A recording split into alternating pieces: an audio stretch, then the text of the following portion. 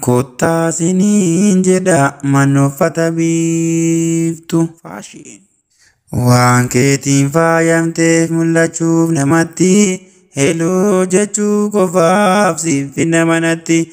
Wanti isin barbaadan nu bira hundisaa heloo jechuu qofaa kunoo lakkoofsisa. Akka maqaa keenyaas biiftuu isin goona.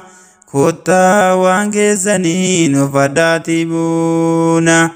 Kan dhufuu jettanii isin argatinsaati. Waan fedhii keessanis nuuf barreessaa jaati. Isin tajaajila kallattii hundattuu. Biiftuu miidhagdanii sabatti mul'attu. Egaa haloo jedha hundi ilmaanaayaa. Aadaa keessan kuuse kunoo ani isin faaya. Egaa kamiin boonuuf kan keessan kan dhiiftu. Kottaa siniin jedha manoffata biiftu. Kiyyaadhaaf sabboonaan jabaadhaa hojjadhaa dhuunfaatti baafachuuf adaraa tattaafadhaa. Biiftuu faashiin mana uffataa Oromoo Dubaay.